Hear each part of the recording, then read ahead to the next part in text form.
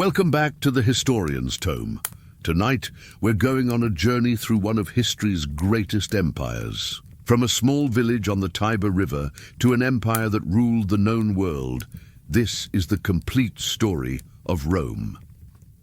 Before we begin, please take a moment to like this video and subscribe to our channel. It helps us create more content like this for you. We're curious, where are you watching from tonight? What time is it where you are? Leave a comment and let us know. Now get comfortable, close your eyes, and let the story of Rome carry you into peaceful sleep. Our story begins over 2,700 years ago in the land of Italy. The Italian peninsula stretched into the Mediterranean Sea like a long boot. In the center of this land, along the banks of a river called the Tiber, people began to gather and build small villages. These villages would one day become the greatest city the ancient world had ever known. According to legend, Rome was founded in the year 753 BC by twin brothers named Romulus and Remus. The story says that these brothers were the sons of Mars, the god of war. When they were babies, a jealous king ordered them to be thrown into the Tiber River, but the river was gentle with them. It carried them to safety where a mother wolf found them. This wolf nursed the babies as if they were her own cubs. Later, a shepherd discovered the twins and raised them as his sons. When Romulus and Remus grew into young men, they decided to build a city near the place where the wolf had saved them. But brothers do not always agree.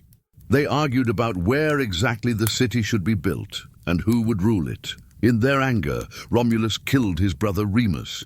Then Romulus became the first king of the new city. He named it Rome after himself. This is the legend, the story that Romans loved to tell. But what really happened was probably quite different. Historians believe that several small villages on the 7 hills near the Tiber River slowly joined together.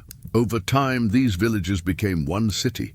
The people who lived there were called Latins. They spoke Latin and farmed the land around their growing settlement. Early Rome was ruled by kings. These were not kings like we imagine today with golden crowns and grand palaces.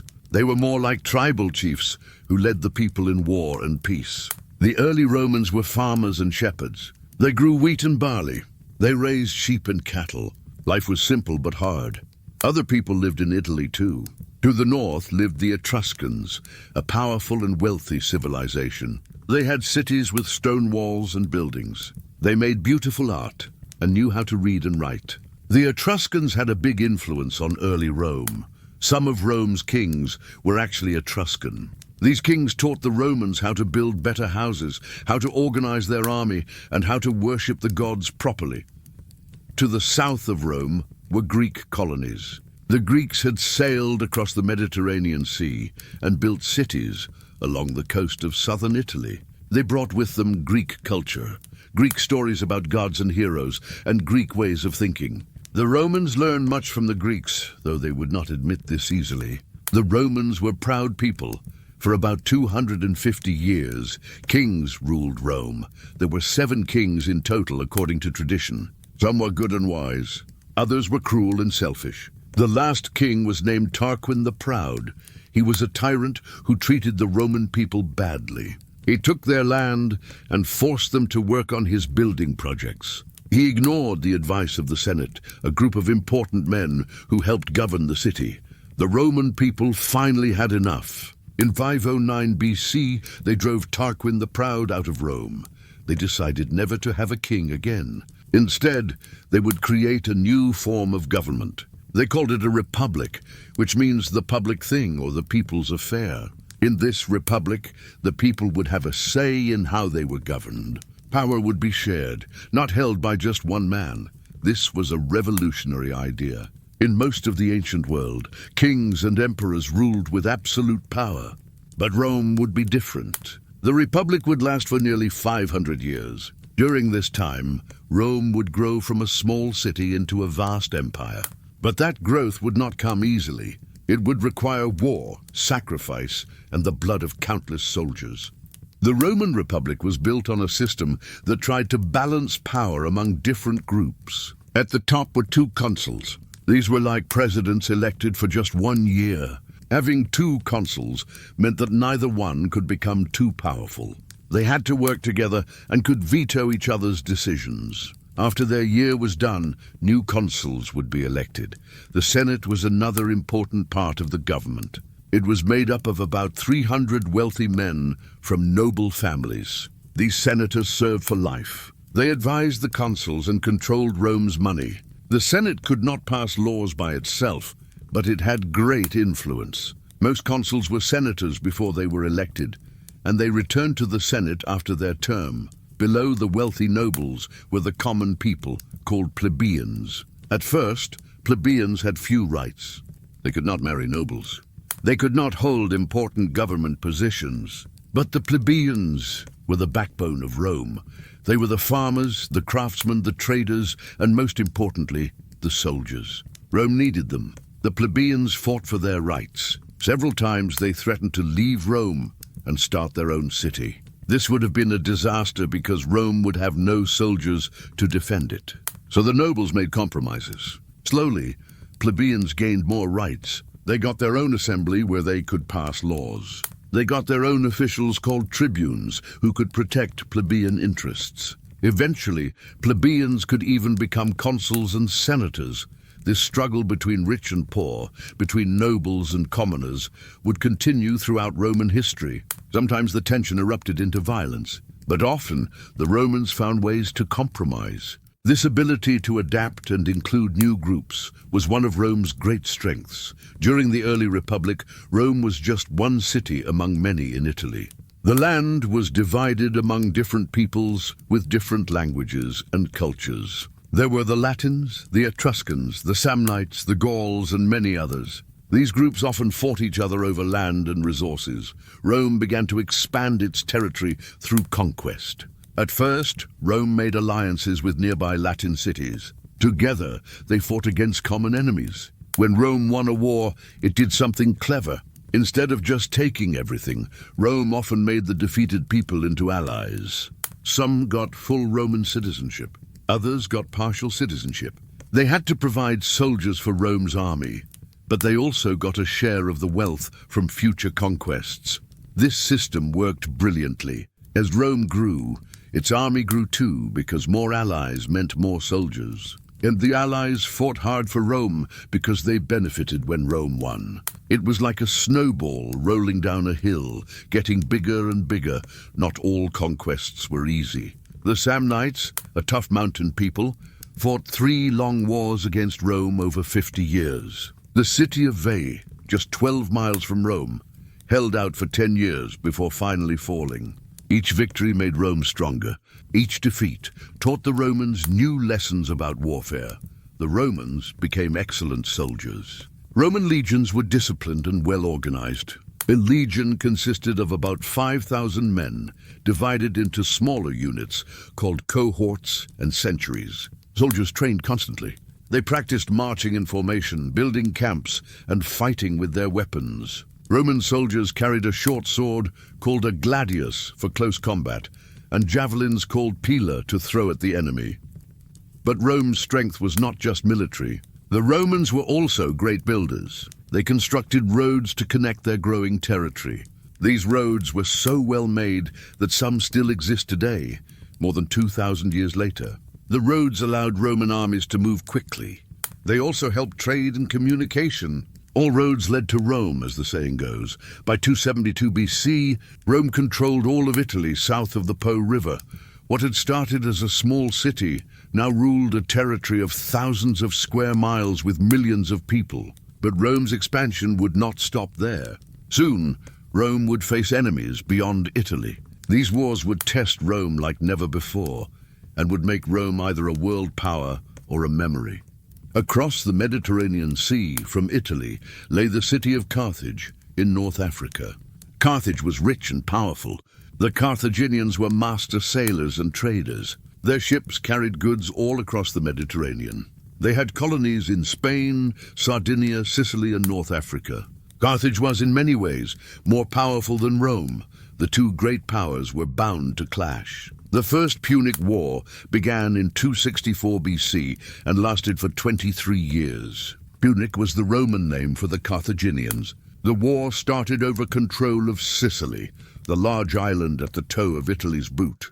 Both Rome and Carthage wanted it. The war was fought mainly at sea.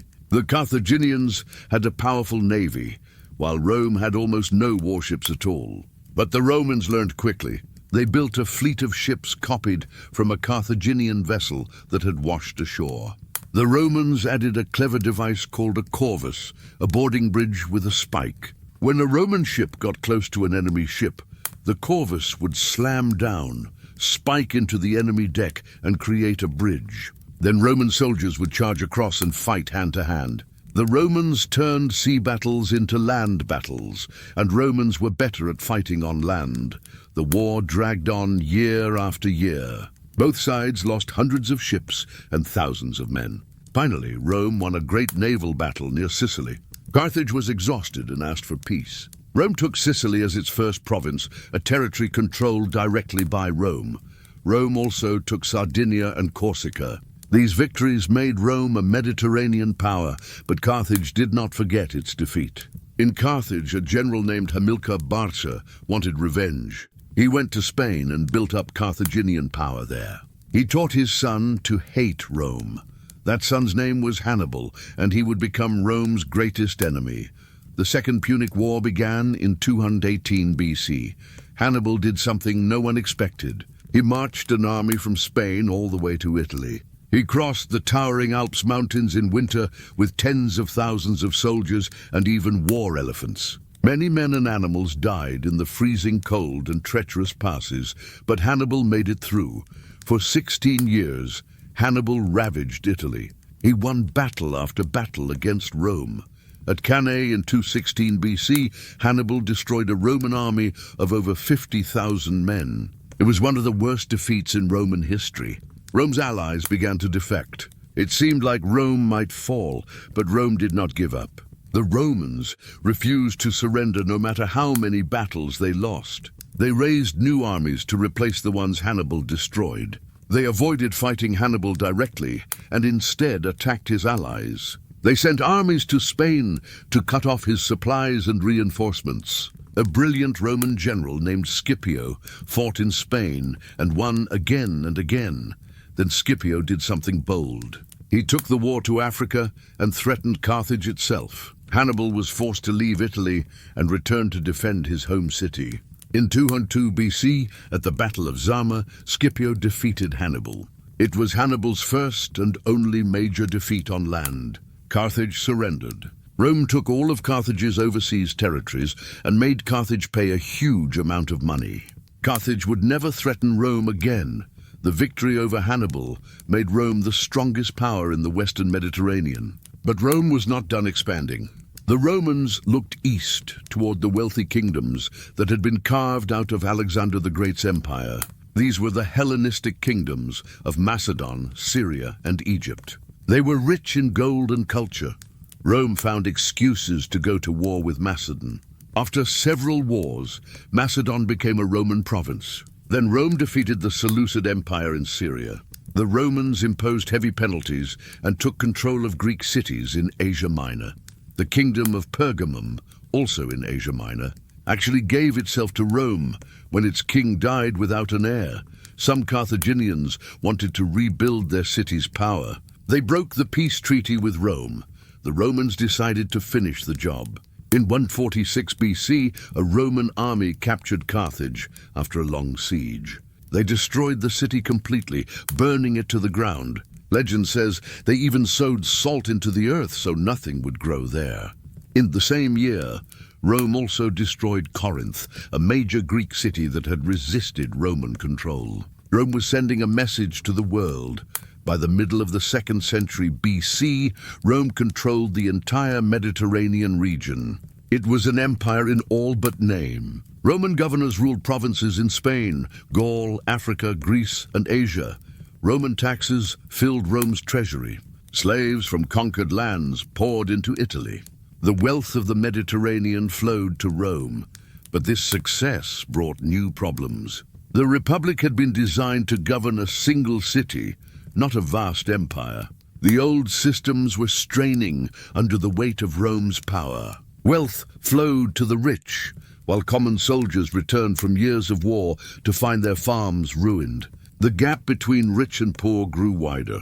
Tensions increased. The seeds of conflict were being planted. The wealth from Rome's conquests changed Roman society. Rich senators bought up huge estates in Italy. They used slaves captured in war to work these estates. Small farmers could not compete with slave labor. Many sold their land and moved to Rome looking for work. The city swelled with poor, unemployed citizens. Two brothers tried to fix these problems. Tiberius Gracchus became tribune in 133 BC. He proposed a law to redistribute land to poor citizens. The rich senators opposed him fiercely. When Tiberius ran for tribune again, which was against tradition, his enemies killed him and 300 of his supporters. 10 years later, his younger brother Gaius tried to continue the reforms. He too was killed along with thousands of his followers. The murders of the Gracchi brothers showed that Roman politics was becoming violent. The old rules and traditions no longer held. Politicians formed gangs that fought in the streets. Political enemies were killed instead of debated. The Republic was breaking down. Rome's armies were changing too. A general named Marius opened the army to landless poor men. Before, only citizens who owned property could serve. Now anyone could join. The army would give them equipment and pay. When their service ended, they expected their general to get them land to farm. This meant soldiers became loyal to their generals rather than to Rome. Generals could use their armies to gain political power. This led to a series of civil wars as powerful generals fought each other for control of Rome. Marius and another general named Sulla fought for power. Sulla eventually won and made himself dictator, a position that gave him absolute power temporarily. After Sulla died, the struggles continued. 3 men rose to dominate Rome. They were Pompey, Crassus, and Julius Caesar. They formed an unofficial alliance to control Rome's government. This alliance is called the First Triumvirate. Pompey was a successful general who had defeated pirates and conquered land in the east. Crassus was the richest man in Rome. Caesar was a brilliant politician and military commander. Caesar became governor of Gaul, the region we now call France. From 58 to 50 BC, Caesar conquered all of Gaul in a series of campaigns. He fought Germanic tribes and even invaded Britain twice. His conquests added vast new territories to Rome. Caesar became fabulously wealthy from the plunder and gained an army totally loyal to him. He wrote commentaries about his wars that Romans read eagerly. Caesar was becoming more famous and powerful than anyone else in Rome. The triumvirate broke apart. Crassus was killed fighting in the east. Pompey and Caesar became rivals. The Senate, afraid of Caesar's power, sided with Pompey. They ordered Caesar to disband his army and return to Rome as a private citizen. Caesar knew that if he obeyed, his enemies would destroy him politically or kill him. In 49 BC, Caesar made a fateful decision. He led his army across the Rubicon River, the boundary between Gaul and Italy. By bringing an army into Italy, Caesar was declaring war on the Senate and Pompey. It was treason punishable by death. As he crossed, Caesar reportedly said, "The die is cast." There was no turning back now. Civil war erupted. Caesar moved so quickly that he captured Rome before Pompey could organize a defense. Pompey fled to Greece. Caesar followed and defeated him at the Battle of Pharsalus in 48 BC. Pompey escaped to Egypt, but the Egyptians killed him thinking it would please Caesar. Caesar went to Egypt and became involved in a civil war there. He met and fell in love with Cleopatra, the young queen of Egypt. Caesar helped her take the throne. Caesar returned to Rome victorious. He had defeated all his enemies. The Senate made him dictator, and unlike previous dictators, Caesar kept the position. He began to rule Rome like a king, though he refused the title. Caesar passed many reforms. He gave land to poor veterans. He reformed the calendar, creating the Julian calendar that is the basis of our modern calendar. He planned new building projects. He even granted citizenship to people in Rome's provinces, but many senators hated that Caesar had so much power. They believed he was destroying the Republic. A group of senators led by Brutus and Cassius formed a conspiracy. On March 15, 44 BC, they stabbed Caesar to death in the Senate House. Caesar fell at the base of Pompey's statue, his old enemy. According to legend, his last words were, "Et tu, Brute?"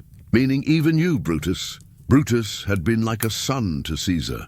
The conspirators thought they had saved the Republic. They were wrong.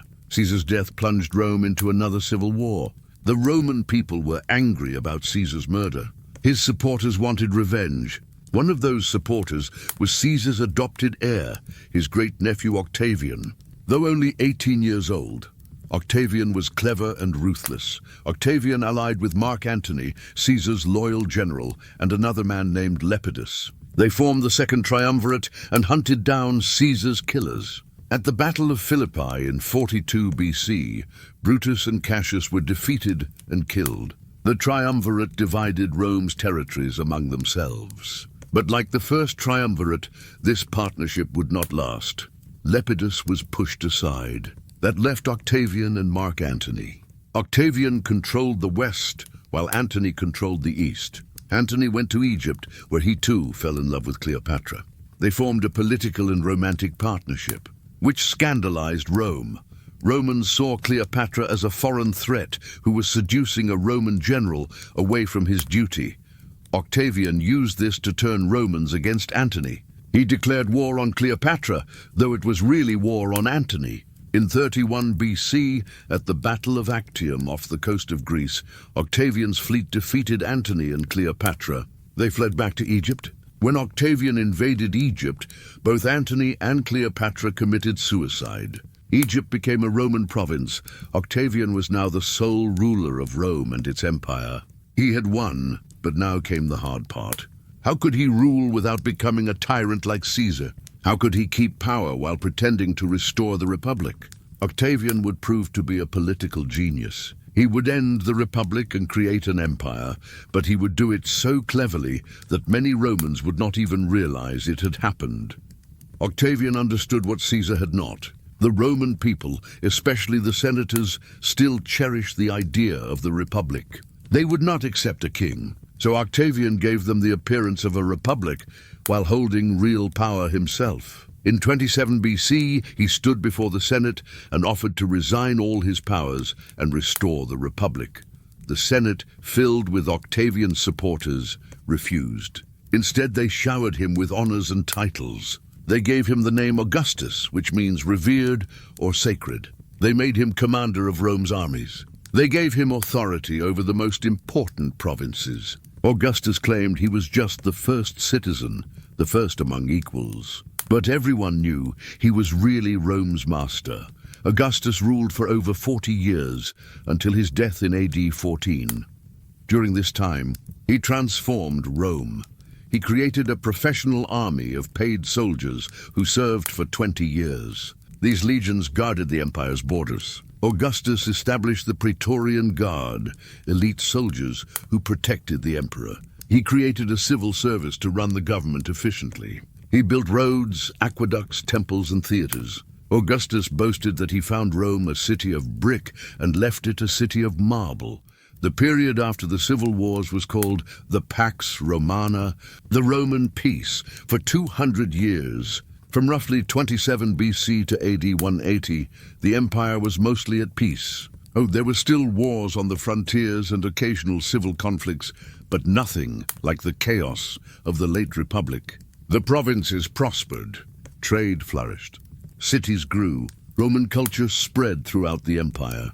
Augustus expanded the empire's borders. His generals conquered territory in Spain, along the Danube River and in the Balkans. But not all campaigns succeeded. In AD 9, 3 Roman legions were ambushed and destroyed in the Teutoburg forest in Germany. The disaster shocked Rome. Augustus supposedly beat his head against a wall crying, "Give me back my legions." After that, Rome gave up trying to conquer Germany beyond the Rhine River. When Augustus died, the question arose of who would rule next. Augustus had no sons, but he had adopted his stepson Tiberius. Tiberius became the second emperor. From then on, Rome would be ruled by emperors, though they still pretended to respect the Senate and the old republican institutions. In reality, the emperor held all power, Some emperors ruled wisely, others were disasters. Tiberius was competent but gloomy. He eventually retired to the island of Capri and ruled from there. His successor Caligula was mentally unstable. He supposedly tried to make his horse a consul and declared himself a god. His own guards assassinated him after 4 years. Claudius, who followed Caligula, was underestimated because he stuttered and limped. But he proved to be a capable ruler. Claudius conquered Britain, adding it to the empire. He also improved Rome's government. After Claudius came Nero, who is remembered as one of Rome's worst emperors. Nero was cruel and vain. He murdered his own mother.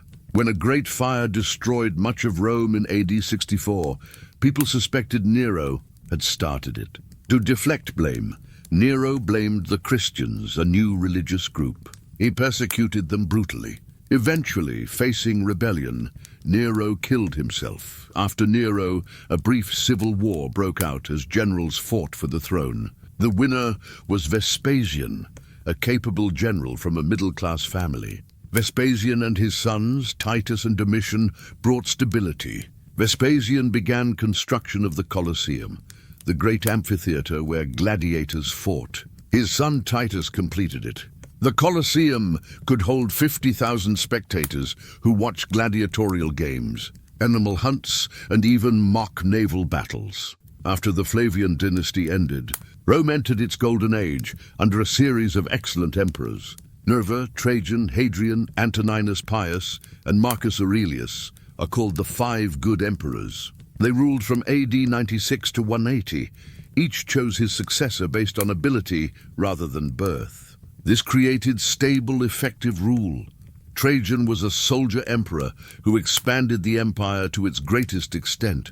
He conquered Dacia in modern Romania, gaining access to rich gold mines. He campaigned in the east, briefly conquering Mesopotamia. When Trajan died, the empire stretched from Britain to the Persian Gulf, from the Rhine and Danube rivers to the Sahara Desert. Hadrian, Trajan's successor, decided the empire was big enough. He focused on defense rather than conquest. Hadrian traveled throughout the empire, visiting troops and provinces. In Britain, he built Hadrian's Wall, a massive stone barrier stretching across northern England to keep out the barbarian tribes. The wall still stands today. Marcus Aurelius was a philosopher as well as an emperor. He wrote meditations on Stoic philosophy while leading campaigns against Germanic tribes. Marcus saw himself as a servant of Rome doing his duty. His son, Commodus, however, was nothing like his father.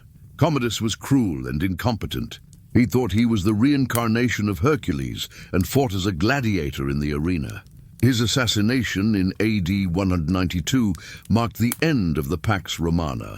Life in the empire during these centuries was good for many people. Roman law brought order and justice, though it was often harsh. Roman engineering provided cities with clean water through aqueducts, sanitation through sewers, and entertainment through theaters and amphitheaters. Roman roads connected every part of the empire, allowing trade and travel. A merchant could travel from Spain to Syria using Roman roads and staying in Roman inns.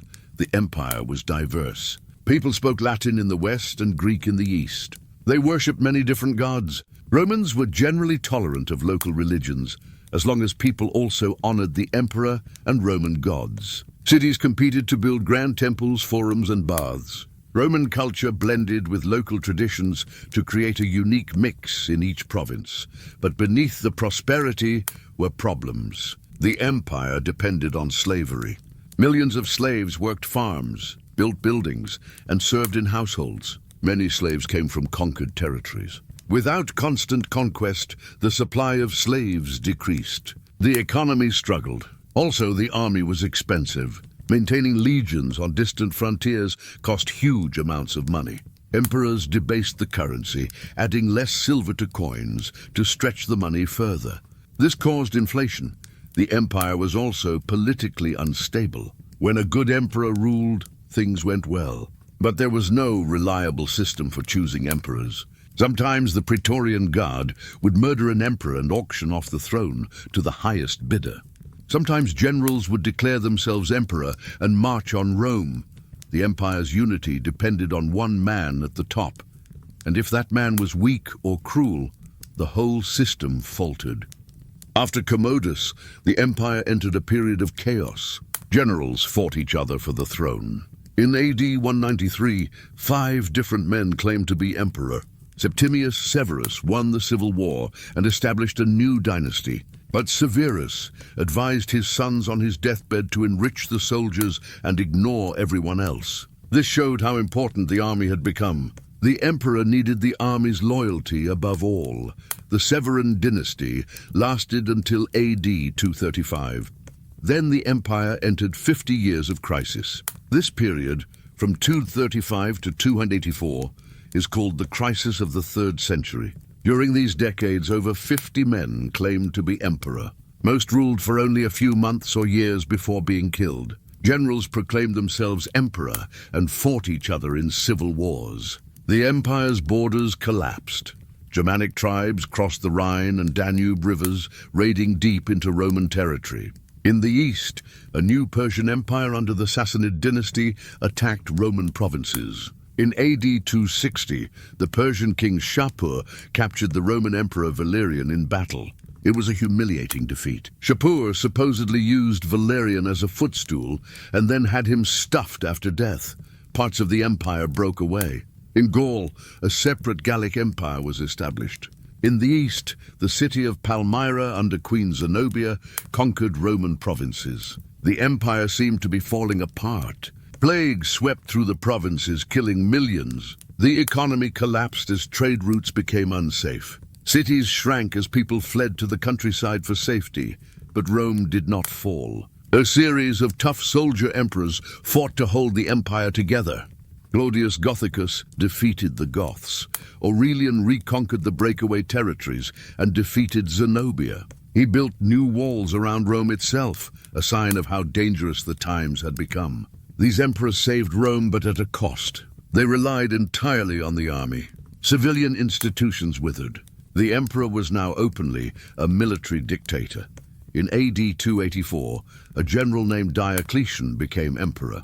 Diocletian realized the empire was too large for one man to rule effectively, so he divided it. He appointed a co-emperor to rule the western half while he ruled the east. Each emperor had a junior emperor to help him. This system was called the Tetrarchy, ruled by 4. The idea was that when a senior emperor retired, the junior emperor would take his place.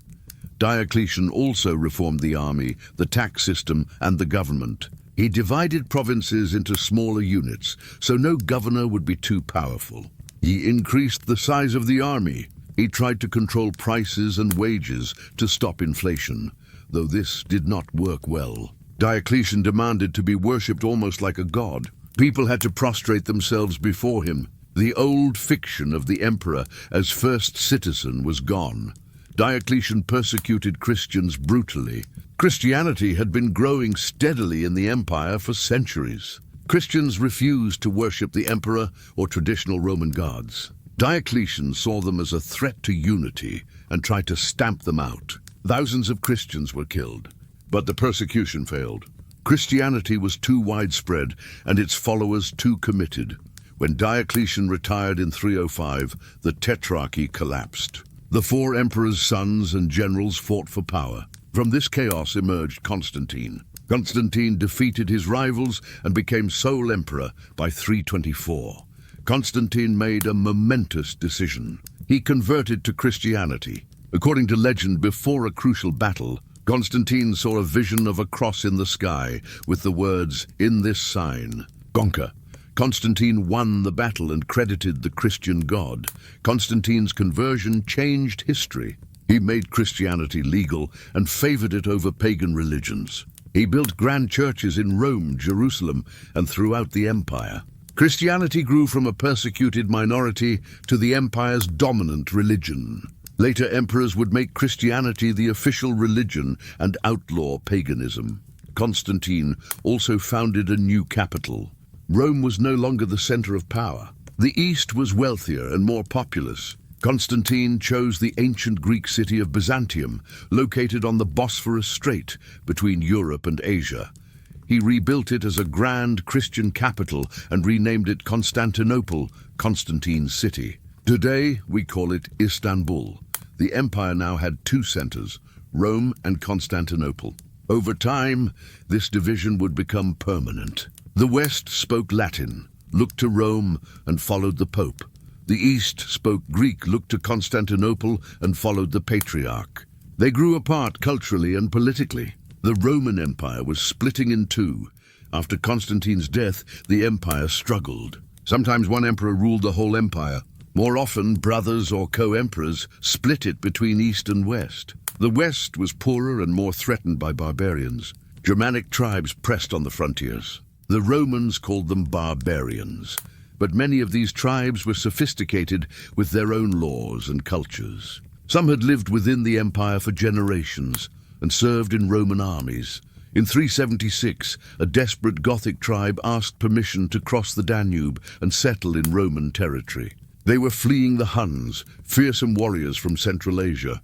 The Romans agreed but treated the Goths badly. In 378, the Goths revolted and defeated a Roman army at Adrianople, killing the Eastern Emperor Valens. This was a shock. The mighty Roman army had been destroyed by barbarians. The Romans made peace with the Goths and allowed them to settle within the empire as federates, allied tribes. But this was the beginning of a dangerous pattern. More and more barbarian tribes settled inside the empire's borders. They kept their own leaders and customs.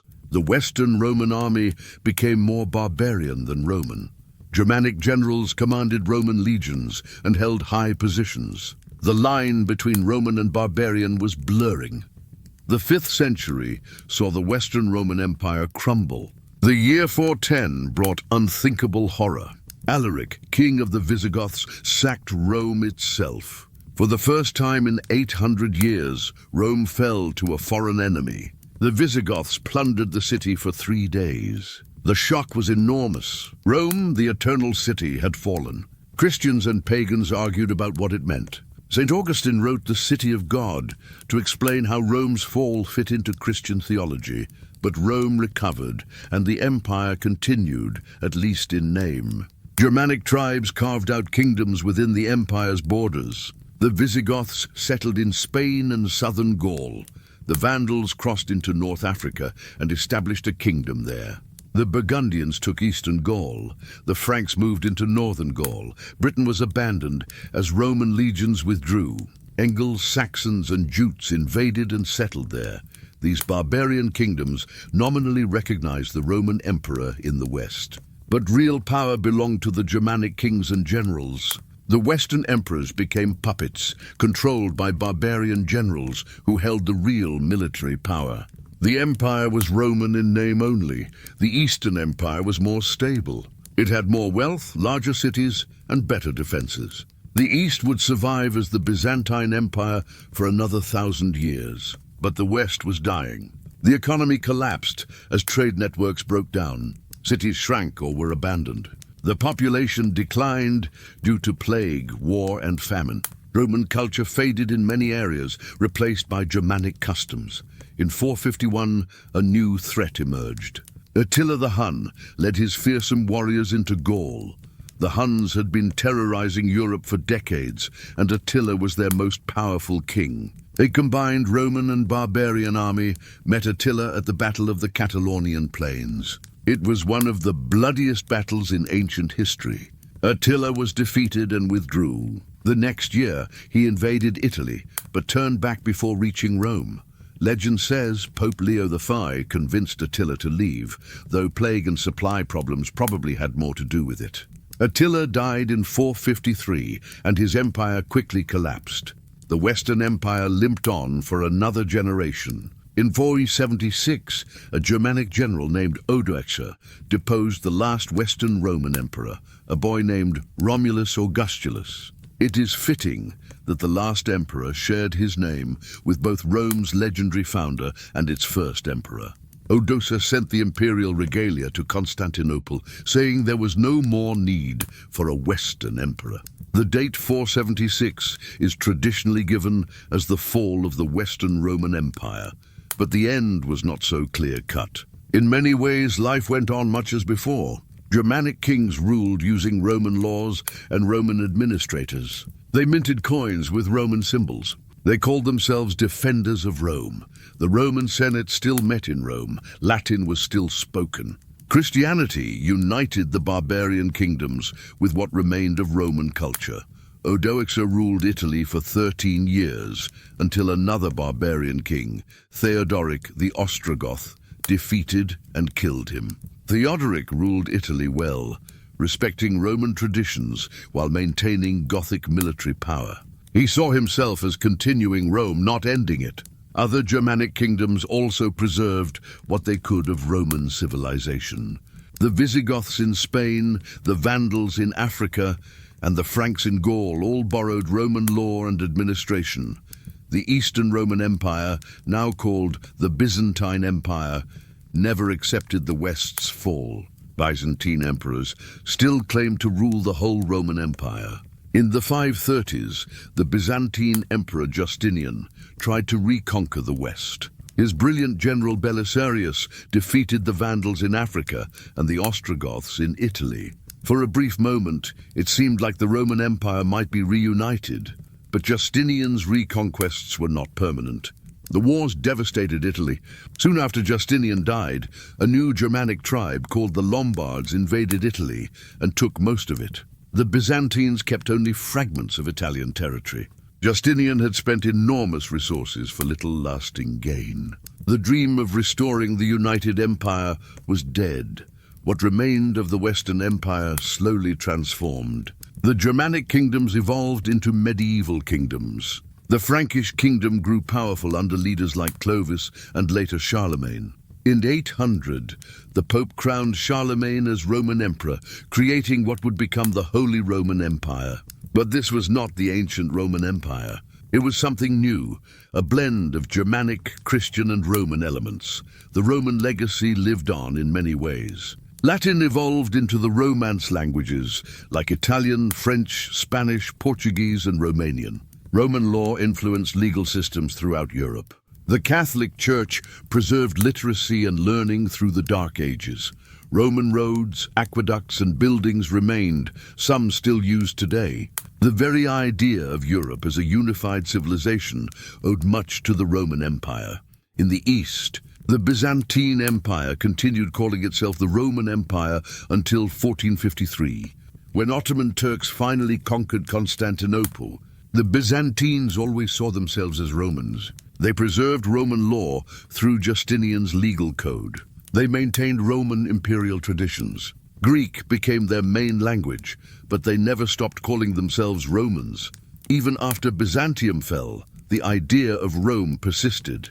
The Russian Tsars claimed to be the heirs of Rome, calling Moscow the Third Rome. The Ottoman sultans took the title Caesar. The Holy Roman Empire lasted until 1806. European rulers continued to look back to Rome as the model of civilization and empire.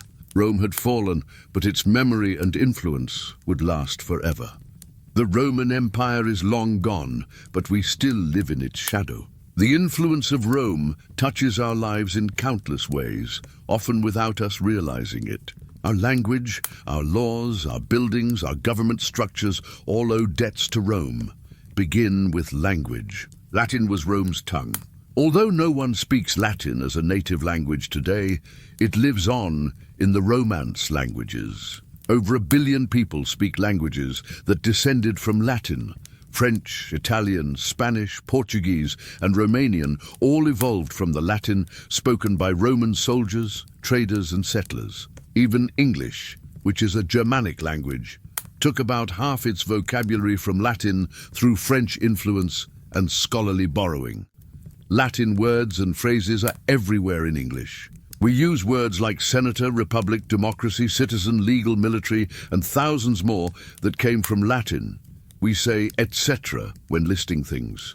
We use ad hoc for something created for a specific purpose. Scientists give organisms Latin names. Doctors write prescriptions in Latin. Lawyers use Latin legal terms. Our alphabet is the Roman alphabet, modified slightly from Greek. Roman law shaped legal systems across Europe and beyond. The concept of written law applying equally to all citizens, at least in theory, came from Rome. The idea of innocent until proven guilty, the right to face your accuser, the use of judges and lawyers, all these have Roman origins. Napoleon's legal code, which influenced laws worldwide, was based heavily on Roman law principles. Many nations model their governments on Roman ideas. The United States Senate takes its name from the Roman Senate. The concept of a republic, where citizens elect representatives, came from Rome. The idea of balancing power between different branches of government echoes Roman practices. The word president comes from Latin. Capitol buildings in many nations copy Roman architectural styles with columns and domes.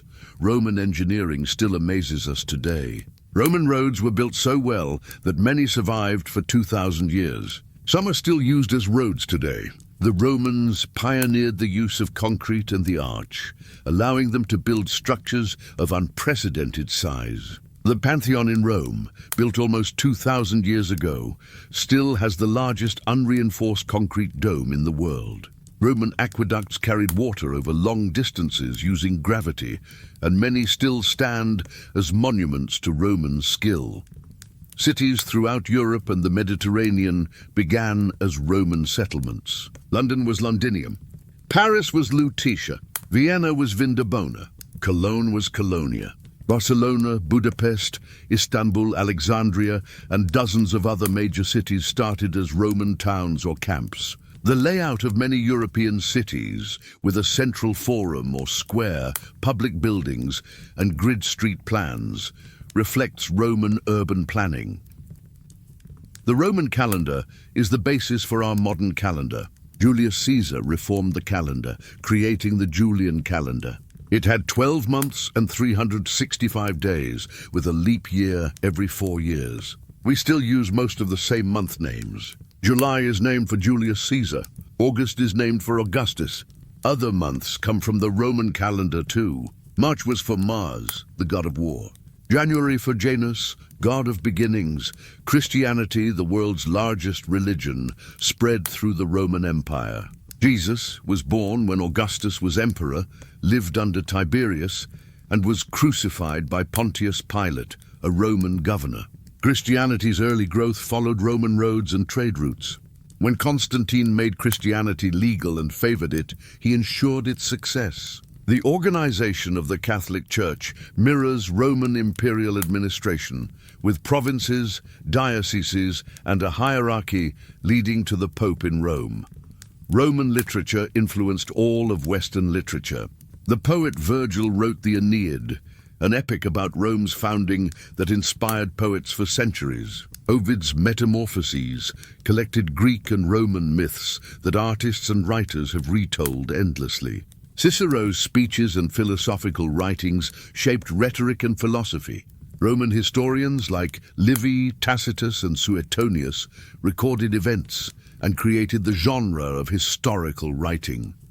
Roman architecture defined what monumental buildings should look like. Government buildings often feature columns, domes, and classical proportions copied from Roman temples. Arches as decorative and structural elements came from Rome. The idea of building grand public works like stadiums, theaters, and bathhouses for public use started with Rome. Even modern sports stadiums echo the design of the Colosseum. The very word civilization comes from the Latin word civilis, related to cities and citizens. The Romans saw themselves as bringing civilization to barbarians. They believed their laws, their culture, and their way of life were superior. This attitude, for better and worse, influenced later European empires. The idea that there is a superior civilization that should be spread to others. The concept of a civilizing mission has Roman roots. Rome gave us the idea of a world empire, a single political entity spanning different peoples and cultures. Every empire since has been compared to Rome. Charlemagne, Napoleon, the British Empire. Even modern superpowers have been called the New Rome. The dream of uniting the known world under one government began with Rome. So, Did the reality that such empires eventually fall? Rome's fall has been endlessly studied. Historians debate what caused it. Was it economic decline? Military defeats? Moral decay? Christianity's rise? Lead poisoning? The division into East and West? Barbarian invasions? Most likely it was a combination of many factors over centuries. The Western Empire did not suddenly collapse. It slowly transformed as Germanic peoples mixed with Romans, creating something new. In a way, Rome never truly fell. It changed, evolved, and left pieces of itself everywhere. The empire collapsed, but Roman culture, language, law, and ideas survived. They were passed down through medieval kingdoms, the Renaissance, and into the modern world. We use Roman numerals. We admire Roman art. We read Roman authors. We visit Roman ruins and are awed by what they achieved. Standing before the Colosseum or walking the Roman Forum, you can still feel Rome's presence. These stones witness triumph and tragedy, the glory of empire and the price of ambition. Rome built a civilization that touched 3 continents. At its height, perhaps 70 million people lived under Roman rule, a quarter of the world's population at that time. Rome showed what humans could accomplish through organization, determination, and engineering. But it also showed the dangers of ambition and the impermanence of power. Every empire falls eventually. Every civilization fades. The Romans knew this. They had a saying, "Sic transit gloria mundi," which means, "Thus passes the glory of the world." Even as they built their eternal city, perhaps they knew nothing lasts forever, yet in another sense Rome was eternal. Its influence endures. We are all children of Rome in one way or another. The roads we drive, the buildings we work in, the laws we obey, the words we speak, all carry echoes of Rome. The empire fell 1,500 years ago, but Rome lives on in Western civilization itself. As you drift off to sleep tonight, remember that you are connected to those ancient Romans. The same stars that shone on Caesar shine on you. The same questions that troubled Marcus Aurelius might trouble you. We are different from the Romans in many ways, but we share the same human nature, the same hopes and fears, the same mortality. Rome was built by human hands and fell by human failings. But for 1,000 years, Rome stood as the center of the world. Millions of people lived, loved, worked, and dreamed under Roman rule. They raised families, built homes, and tried to make their lives meaningful. They were not so different from us, and perhaps in another 2,000 years, people will look back at our civilization with the same wonder and curiosity that we look back at Rome. Rest now. Let the story of Rome fade into dreams. Across the centuries, the empire rises and falls, like waves on a shore. Emperors come and go. Battles are won and lost, but the great wheel of time keeps turning. Sleep well, and may your dreams be peaceful. The historian's tome will be here when you return, ready to carry you through more stories from the past. Good night.